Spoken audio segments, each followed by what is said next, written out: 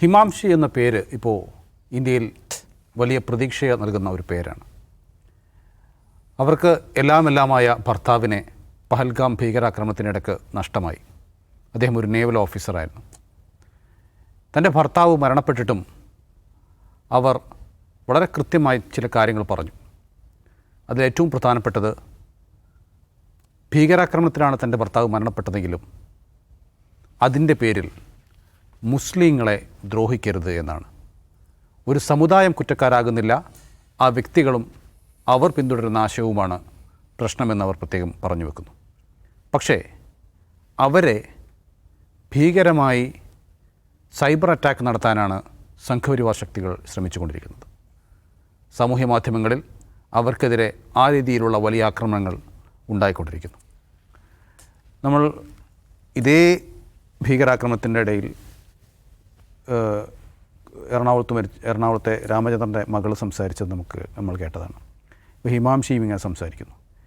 ഇത്രത്തോളം ഈ ആക്രമണങ്ങളെ നേരിട്ട് അല്ലെങ്കിൽ അതിൻ്റെ തിക്തഫലം അനുഭവിക്കുന്ന ആളുകൾ പോലും ഇത്രയും കൃത്യമായി അവരുടെ നിലപാട് പ്രഖ്യാപിക്കുമ്പോൾ മറുഭാഗത്ത് വിഷം തുപ്പാൻ വേണ്ടി ആളുകൾ തയ്യാറാവുകയാണ്. ഈ ഒരു കോൺട്രാസ്റ്റ് എങ്ങനെയാണെന്ന് മനസ്സിലാക്കുന്നത്? ഞാനതിൽ കുറേ പോസ്റ്റുകൾ കണ്ടിരുന്നു. അതിൽ പ്രധാനപ്പെട്ട ആക്ഷേപം, അവർക്കെതിരെ ആക്ഷേപം ഒന്ന്, ഈ ഭീകരന്മാർ ആക്രമിക്കാൻ വരുന്ന ഹിമാൻഷിക്ക് അറിയാമായിരുന്നു. സ്വന്തം ഭർത്താവിനെ കൊലക്കി കൊടുക്കാൻ കൂട്ടുന്നതുകൊണ്ടാണ് ഇവരിപ്പോൾ ഇങ്ങനെ സംസാരിക്കുന്നത് എന്ന ഒരു വാദം. രണ്ടാമത്തെ വാദം, ഇവർ പഠിച്ചത് JNUവിലാണ്. JNUവിൽ കശ്മീർ വിദ്യാർത്ഥികൾ താമസിക്കുന്ന ഹോസ്റ്റലുകളിലെ നിത്യസന്ദർശകയായിരുന്നു ഇവർ. അതുകൊണ്ടാണ് ഇവരിങ്ങനെ ചെയ്യുന്നത് എന്ന് തുടങ്ങി ഇവരെ മോറലി ആക്ഷേപിക്കുന്ന തരത്തിലുള്ള ഒരുപാട് കമൻറ്റുകളുണ്ട്. ഇത് വായിക്കുമ്പോൾ നമ്മൾ വിചാരിക്കും ഇതൊക്കെ ഏതെങ്കിലും 2 രൂപ കൂലിക്ക് ഇടുന്ന BJP IT സെൽ ട്രോളുകളാണ് ഇതൊക്കെ ചെയ്യുന്നത്. അങ്ങനെയല്ല. മുൻ വായുസേന ഉദ്യോഗസ്ഥൻ, എയർഫോഴ്സിൽ ജോലി ചെയ്ത് റിട്ടയർ ആയിട്ടുള്ള ഒരാളൊക്കെയാണ് ഇതൊക്കെ പറയുന്നത്. നോക്കുമ്പോൾ വലിയ ആളുകൾ, സമൂഹത്തിലെ വലിയ ആളുകളൊക്കെയാണ് ഇത് പറയുന്നത്. എനിക്കതൊന്ന് തോന്നി മനസ്സിലായും. 10 വർഷത്തെ BJP ഭരണം അല്ലെങ്കിൽ 100 വർഷത്തെ RSSൻ്റെ ഇന്ത്യയിലെ പ്രചാരണം ഒരു വിഭാഗം ജനങ്ങളെ മോറലി, ധാർമ്മികമായി എത്രമാത്രം ജീർണിപ്പിച്ചിരിക്കുന്നു എന്നാണ് എനിക്ക് തോന്നുന്നത്. ഇപ്പോൾ നമുക്ക് വ്യത്യസ്തതര ഐഡിയോളജികളൊക്കെ ഉണ്ടാവും. ചിലത് ഫാഷിസ്റ്റ് ഐഡിയോളജി ആയിരിക്കാം.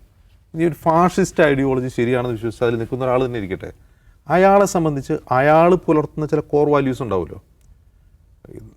എന്തെല്ലാം തരം ലോകവീക്ഷണങ്ങളും എന്തെല്ലാം തരം രാഷ്ട്രീയ നിലപാടുകളുണ്ടെങ്കിൽ പോലും ഒരു മനുഷ്യൻ വ്യക്തി എന്ന നിലയിൽ തുടരുന്ന ചില കോർ വാല്യൂസ് ഉണ്ടാവും.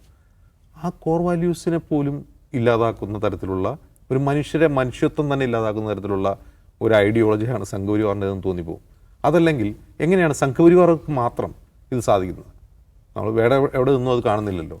ഇപ്പോൾ നോക്കുക, ഇപ്പോൾ ഹിമാൻഷി എന്താണ് ചെയ്തത്? ഹിമാൻഷി സ്വന്തം ഭർത്താവ് ഹണിമൂൺ പീരീഡിൽ ഭീകരന്മാരുടെ വെടിയേറ്റ് മരിക്കുകയാണ്. അവരുടെ ഫോട്ടോ നമ്മൾ കണ്ടിരുന്നു. ഒരു ഹിമശില പോലെ ഒരു വികാരങ്ങളില്ലാതെ ചകിതിയായി നിൽക്കുന്നൊരു പെൺകുട്ടിയുടെ ചിത്രം, യുവതിയുടെ ചിത്രം. അതിനുശേഷം അവർ മാധ്യമങ്ങളോട് പറയുന്നു, നഷ്ടമുണ്ടായത് എനിക്കാണ്. രാമചന്ദ്രൻ്റെ മകൾ ആരതി പറഞ്ഞതുപോലെ തന്നെ ഇത് നഷ്ടമുണ്ടായത് എനിക്കാണ്. പക്ഷെ ഇതിൻ്റെ പേരിൽ ഒരു സമൂഹത്തെ വേട്ടയാടരുത്. ആരതി പറയുന്നതും ഹിമാൻഷി പറയുന്ന ഒരേ കാര്യമാണ്. ഇപ്പോൾ ആരതി നോക്കുക, ആരതിയുടെ മരിച്ച അച്ഛൻ ഒരു BJP പ്രവർത്തകനാണ്, BJP സ്ഥാനാർത്ഥിയായിരുന്നു. അവർക്ക് വേണമെങ്കിൽ ഈ പറയുന്ന സംഘപരിവാർ പ്രവർത്തകർ പറയുന്നത് പോലെ ഒരു ജിങ്കോയിസം പറയാം. അവർക്ക് അതിന് അർഹതയുണ്ട്. എൻ്റെ അച്ഛനെ കൊന്നവരെ ഇപ്പോൾ തന്നെ വെടിവെച്ചോളണം എന്ന് പറയാം, അല്ലെങ്കിൽ പിടികൂടി കൊല്ലണം എന്ന് പറയാം. ആ ഭീകരന്മാരെ സപ്പോർട്ട് ചെയ്യുന്ന ആരെങ്കിലും അവരെ നാട് കടത്തണം എന്ന് പറയാം. ഈ ഭീകരരെ സപ്പോർട്ട് ചെയ്യുന്നവർ പാകിസ്ഥാനിലേക്കണം, അവർക്ക് എന്തും പറയാം ഇമോഷണലായി. കാരണം അവർക്ക് നഷ്ടമുണ്ടായ സ്വന്തം അച്ഛനെയാണ്, അതും BJP-കാരനായ അച്ഛനെ. അവരെത്ര സമചിത്തതയോടെയാണ് അതിനെ കാണുന്നത്. ഹിമാൻഷിയുടെ കാര്യം തന്നെ എടുക്കുക. ഹിമാൻഷിയുടെ ഭർത്താവ് ഒരു സൈനികനാണ്, നേവൽ ഓഫീസറാണ്.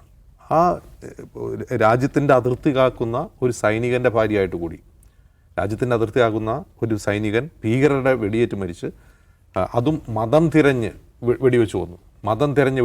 അത്ര ഇമോഷണലായിട്ടുള്ള, അത്ര ക്രൂരമായ ഒരു കൊലപാതകത്തിന് മുന്നിൽ നിന്ന് വന്നിട്ട് അവർ പറയുകയാണ് ഇതിൻ്റെ പേരിൽ രാജ്യത്ത് വെറുപ്പ് പടർത്തരുത്. അത് മനുഷ്യത്വമാണ്. അത് ഹിമാൻഷി കാണിക്കുന്നു, ആരതി കാണിക്കുന്നു മനുഷ്യത്വമാണ്. മനുഷ്യനെന്ന നിലയിൽ മിനിമം നമ്മൾ പുലർത്തുന്ന ഒരു മൂല്യബോധമുണ്ട്. ആ മൂല്യബോധത്തെ പോലും നശിപ്പിക്കുന്ന തരത്തിൽ മനുഷ്യരെ മാറ്റിയെടുക്കാനാണ് കഴിഞ്ഞ 100 വർഷം കൊണ്ട് RSSൻ്റെ പ്രവർത്തനത്തിന് കഴിഞ്ഞത്, അല്ലെങ്കിൽ ഈ പറയുന്ന സംഘപരിവാർ ട്രോളുകൾക്ക് സാധിക്കുന്നത്. ഈ അവരെ തന്നെ എനിക്ക് ഇത് കാണുമ്പോൾ എനിക്ക് യഥാർത്ഥത്തിൽ ഒരു സഹതാപവും സങ്കടമാണ് തോന്നുന്നത്. ഈ മനുഷ്യരെ കാണുമ്പോൾ അവരെ തന്നെ എങ്ങനെയാണ് കാണുന്നത്? അവരവരുടെ കുടുംബാംഗങ്ങളെ എങ്ങനെയാണ് കാണുന്നത്? ഇപ്പോൾ ഒരു ഉദാഹരണം, ഈ പറയുന്ന എല്ലാവരും ഇതുപോലെയാണെന്ന് ഞാൻ വിശ്വസിക്കുന്നില്ല. ഇപ്പോൾ ഒരു ഉദാഹരണത്തിന് ജാർഖണ്ഡിൽ നിന്നുള്ള കുറേ ടൂറിസ്റ്റുകൾ ഈ പെഹൽഗാം ആക്രമണത്തിൽ പെട്ടിരുന്നു. അവരിൽ പലരും രക്ഷപ്പെട്ട് നാട്ടിൽ തിരിച്ചെത്തിയവരിൽ ഒരു BJP നേതാവ് കൂടി ഉണ്ടായിരുന്നു. ഇപ്പോൾ ഈ ജാർഖണ്ഡ് സംഘത്തെ രക്ഷിക്കാൻ വേണ്ടി അവിടെ അവരുടെ ജീവൻ പോലും പണയം വെച്ച് അവിടെ പ്രവർത്തിച്ച് അവിടെ കശ്മീരികളായ ലോക്കൽ ആളുകളാണ്, ടൂറിസ്റ്റ് ഗൈഡുകൾ ഉൾപ്പെടെയുള്ള ആളുകളാണ്. ഈ വിവരം പങ്കുവെച്ചുകൊണ്ട് ഈ BJP നേതാവ്, ആ കൂട്ടത്തിൽ ഞാൻ BJP ഒരു ട്വിറ്ററിൽ ഒരു പോസ്റ്റ് ഇട്ടിരുന്നു. ആ മനുഷ്യരില്ലായിരുന്നെങ്കിൽ ഞങ്ങൾ ജീവനോടെ ഉണ്ടാവില്ലായിരുന്നു, ആ കശ്മീരിയായ മനുഷ്യൻ്റെ ഇടപെടലാണ് ഞങ്ങൾ രക്ഷിച്ചതെന്ന് പറയുന്നു. ഛത്തീസ്ഗഡിലെ മുഖ്യമന്ത്രി BJP-കാരനാണ് അദ്ദേഹം തന്നെ വന്നിട്ട് പറഞ്ഞു, അവിടെയുള്ള ആ കശ്മീരികളായ ലോക്കൽ ആയിട്ടുള്ള ആളുകളുടെ ധൈര്യത്തെ ഞാൻ അഭിനന്ദിക്കുന്നു എന്ന് പറയേണ്ടി വന്നു. ഒരുപക്ഷെ ആ സമ്മർദ്ദം കൊണ്ടായിരിക്കാം 30 പേരാണ് ജാർഖണ്ഡിൽ നിന്ന് രക്ഷപ്പെട്ട് ഛത്തീസ്ഗഡുകാരായ ആളുകൾ തിരിച്ചെത്തിയത്. അപ്പോൾ BJP-കാരായ അവർക്ക് പോലും അത് പറയേണ്ടി വരുമ്പോൾ ഇത്രയും മനുഷ്യത്വരഹിതമായി ഈ ട്വിറ്ററിൽ ഇങ്ങനെ എഴുതിയിടാനും അവരെ വെർബൽ റേപ്പ് ചെയ്യാനും സൈബർ അറ്റാക്ക് നടത്താനും തയ്യാറാവുന്ന മനുഷ്യർ അവരെക്കുറിച്ച് എന്താണ് ചിന്തിക്കുന്നത്, അവരുടെ കുടുംബാംഗങ്ങളെക്കുറിച്ച് എന്താണ് ചിന്തിക്കുന്നത്, അവരെപ്പോലുള്ളവരുടെ ചുറ്റുമുള്ള മനുഷ്യർ എത്രമാത്രം സുരക്ഷിതരാണ്. ഒരു ഉദാഹരണത്തിന് ഇത് എഴുതിയിടുന്നവൻ്റെ അച്ഛനോ അമ്മയോ പെങ്ങളോ സമാനമായൊരു നിലപാട് സ്വീകരിക്കുകയാണെന്നിരിക്കട്ടെ, അവരോടും ഇവരിതൊക്കെ ചെയ്യുമോ? അങ്ങനെ ഒരു ചോദ്യം ഉണ്ടല്ലോ. അവരുടെ ബന്ധുക്കളാണ് ഇങ്ങനെ ചെയ്യുന്നതിൽ അവരോട് ഇത് ചെയ്യുമോ? അവരെ ഈ വെർബൽ റേപ്പ് ചെയ്യുമോ? ഇപ്പോൾ ഹിമാൻഷിയോട് ചെയ്തതുപോലെ. അപ്പോൾ ഞാൻ പറയുന്നത് ചില പ്രത്യയശാസ്ത്രങ്ങൾ മനുഷ്യൻ്റെ അടിസ്ഥാനപരമായ ധാർമ്മികതയെ തന്നെ കൊല്ലുകയാണ്. പല പ്രത്യയശാസ്ത്രങ്ങളും വയലൻ്റാണ്, മനുഷ്യരെ കൊല്ലാൻ പ്രേരിപ്പിക്കുന്നതാണ്, മനുഷ്യരെ കൊല്ലുന്നതാണ്. എന്നിരിക്കെ പോലും അവർ ആ സന്ദർഭത്തിൽ പോലും അവർ സ്വീകരിക്കുന്ന ഒരു മിനിമം ധാർമ്മികതയുണ്ട്. ഇന്ത്യ എന്ന് പറയുന്ന രാജ്യത്തെ ധാർമ്മികമായി അധപ്പതിപ്പിക്കുകയാണ് കഴിഞ്ഞ 10 വർഷമായി ഈ ശക്തികൾ ചെയ്തുകൊണ്ടിരിക്കുന്നത്. ഈ ധാർമ്മിക അധപ്പതനം, ഈ മോറലി എന്താണ് പറയുക, അധപ്പതിക്കുക എന്ന് പറയുമല്ലോ, ആ അധപ്പതനം വീണ്ടെടുക്കുക വലിയ പാടാണ്, അത് തിരിച്ചു കൊണ്ടുവരിക വലിയ പാടാണ്. ഇത് 1-2 മനുഷ്യരല്ല, കുറേ അധികം മനുഷ്യർ, ഈ 140 കോടി മനുഷ്യരിൽ കുറേ അധികം മനുഷ്യർ ഇങ്ങനെ ആയിട്ടുണ്ട് എന്നുള്ളതാണ് ദുഃഖകരമായ കാര്യം. ജിംസ് സൂചിപ്പിച്ചത് സംഘപരിവാറിൻ്റെ സ്വഭാവത്തെക്കുറിച്ചാണ്. പക്ഷേ അതോടൊപ്പം തന്നെ നമ്മുടെ മൊത്തത്തിൽ സോഷ്യൽ മീഡിയയിലെ നമ്മുടെയൊക്കെ ആളുകളുടെയൊക്കെ ഒരു ബിഹേവിയർ ഈ രീതിയിലേക്ക് മാറിയിട്ടുണ്ടോ? ഈ വെറുപ്പ്, ഈ രീതിയിലുള്ള വിമർശനം, വെറുപ്പ് വലിയ തോതിൽ പടരുന്നുണ്ടെന്നുള്ളൊരു യാഥാർത്ഥ്യമാണ്. ഇപ്പോൾ കശ്മീരിലെ പഹൽഗാമിലുണ്ടായ ഭീകരാക്രമണത്തിന് മൊത്തം മുസ്ലിം സമുദായ അംഗങ്ങൾ, മൊത്തം കശ്മീരികൾ മറുപടി പറയേണ്ടതുണ്ട് എന്ന് വിചാരിക്കുന്ന, അല്ലെങ്കിൽ ഇസ്ലാം മതം അതിൻ്റെ ഐഡിയോളജിയാണ് മൊത്തത്തിൽ പ്രശ്നം, അത് തുടച്ചു നീക്കിയാൽ എല്ലാം നീങ്ങുമെന്ന് വിചാരിക്കുകയും അത് തുറന്നു പറയാൻ തയ്യാറാവുന്ന കൂടുതൽ ആളുകൾ രംഗപ്രവേശിച്ചിരിക്കുന്നു. കുറച്ച് പേര് നേരത്തെ വിചാരിച്ചിരുന്നു, അവർ പറയില്ലായിരുന്നു. ഇപ്പോൾ കുറേ ആളുകൾ ഈ സാഹചര്യത്തെ പ്രയോജനപ്പെടുത്തിക്കൊണ്ട് അത് തുറന്നു പറയാൻ രംഗത്ത് വന്നിരിക്കുന്നു. പണ്ട് നോട്ട് നിരോധനം ഉണ്ടായപ്പോഴാണല്ലോ കൂടുതൽ ആളുകൾ തന്ത്രപരമായി സംഖ്യയാവാൻ ശ്രമിച്ചത്, ഇത് രാജ്യത്തിൻ്റെ നേട്ടത്തിന് നല്ലതാണെന്ന് പറഞ്ഞുകൊണ്ട്. പക്ഷേ നോട്ട് നിരോധനം പാളിപ്പോയി. ഇത് പക്ഷേ അതിനുശേഷം ഏറ്റവും കൂടുതൽ ആളുകൾ തങ്ങളുടെ ഉള്ളിലുള്ള വെറുപ്പും തങ്ങളുടെ ഉള്ളിലുള്ള ഒരു ഹിന്ദുത്വ ഫാസിസ്റ്റ് ഐഡിയോളജി തുറന്ന് രേഖപ്പെടുത്താൻ എടുത്ത ഒരു സന്ദർഭമായിട്ട് കാണേണ്ട ഒരു കാര്യം, സുവർണാവസരമായിട്ട് കാണുകയാണ്. അപ്പോൾ വെറുപ്പ്, ഇപ്പോൾ നേരത്തെ അജിംസ് പറഞ്ഞാൽ ഈ ഹിന്ദുത്വം മുന്നോട്ട് വെക്കുന്ന ആശയത്തിന് ഒറ്റ എലമെൻ്റേ ഉള്ളൂ, വേറൊന്നും അതിനകത്തില്ല. നിങ്ങൾ അപ്പുറത്തെ മതക്കാരെ വെറുക്കുക, വേറെ ഒരു ഫാക്ടറും അതിനകത്തില്ല. എന്തിന് വെറുക്കുന്നു എന്നുള്ള ക്വസ്റ്റ്യന് പ്രസക്തിയില്ല. അവർ വെറുക്കപ്പെടേണ്ടവർ, അവർ ആട്ടി ഓടിക്കപ്പെടേണ്ടവർ, അവർ ബലാത്സംഗം ചെയ്യപ്പെടേണ്ടവർ, അവർ ചിതറി മരിക്കേണ്ടവർ, അവരുടെ കുഞ്ഞുങ്ങളെ കഴുത്തറുത്ത് കൊല്ലേണ്ടവർ, ഏതു നിലയ്ക്കും നിഷ്കാസനം ചെയ്യപ്പെടേണ്ടവർ, അവർ നമ്മുടെ ശത്രുക്കൾ എന്നതല്ലാതെ വേറെ ഒന്നും പഠിപ്പിക്കുന്നില്ല. അതിന് നിങ്ങൾക്ക് ഏത് സന്ദർഭത്തെ ഉപയോഗിക്കാം. അപ്പം നിങ്ങളുടെ കൂട്ടത്തിൽ നിൽക്കുന്ന ഒരാളുടെ ഒരു വാചകം മുസ്ലിങ്ങൾക്ക് അനുകൂലമായി വരുന്നുണ്ടെങ്കിൽ കൂട്ടത്തിലുള്ളവനെയും കുത്തിയേക്കുക എന്നാണ് വെറുപ്പ് പ്രത്യയശാസ്ത്രം പഠിപ്പിക്കുന്നത്. കാരണം നമ്മുടെ ഭാഗത്തു നിന്ന് അവർക്ക് അനുകൂലമായി ഒന്നും സംഭവിക്കരുത്. നോക്കൂ, ഇപ്പോൾ ഈ ഭീകരാക്രമണത്തിൻ്റെ ഇരകളാക്കപ്പെട്ട മനുഷ്യരുടെ ബന്ധുക്കൾ സംസാരിക്കുന്നതിലെ ചില ഭാഗങ്ങൾ കശ്മീരികൾക്ക് അനുകൂലമാണ്, മുസ്ലിം സമുദായത്തിന് അനുകൂലമാണ് എങ്കിൽ ആ ഭീകരാക്രമണത്തിൽ കൊല്ലപ്പെട്ടവരുടെ ബന്ധുവിനെയും സംരക്ഷിക്കേണ്ട ബാധ്യത നമുക്കില്ല. കാരണം ഭീകരാക്രമണത്തിൽ കൊല്ലപ്പെട്ടവരോടല്ല നമ്മുടെ മമത, ആ ഭീകരാക്രമണത്തിന് കാരണമായ സംഗതി നമ്മുടെ രാഷ്ട്രീയ പ്രത്യയശാസ്ത്രത്തിൻ്റെ പടർച്ചയ്ക്ക് ഉപയോഗിക്കാൻ എങ്ങനെ കഴിയും, അതുമാത്രമേ അവർ നോക്കുന്നുള്ളൂ. മരിച്ചവരോട് അവർക്ക് യാതൊരു തരത്തിലുള്ള സിമ്പതിയുമില്ല. ഉണ്ടെങ്കിൽ അവരുടെ ഉറ്റവരായ ആൾക്കാരോട് അവർ ആ സിമ്പതി കാണിക്കും. അതവരുടെ പ്രശ്നമല്ല. എങ്ങനെ പ്രയോജനപ്പെടുത്താം ഓരോന്നിനെയും, കൊല്ലപ്പെടുന്നതിനെ, മരിക്കുന്നതിനെ, കലാപങ്ങളെ എങ്ങനെ പ്രയോജനപ്പെടുത്തുക. അതുകൊണ്ടാണ് നമ്മൾ ഗുജറാത്തിലെ സംഗതി കാണുന്നത്.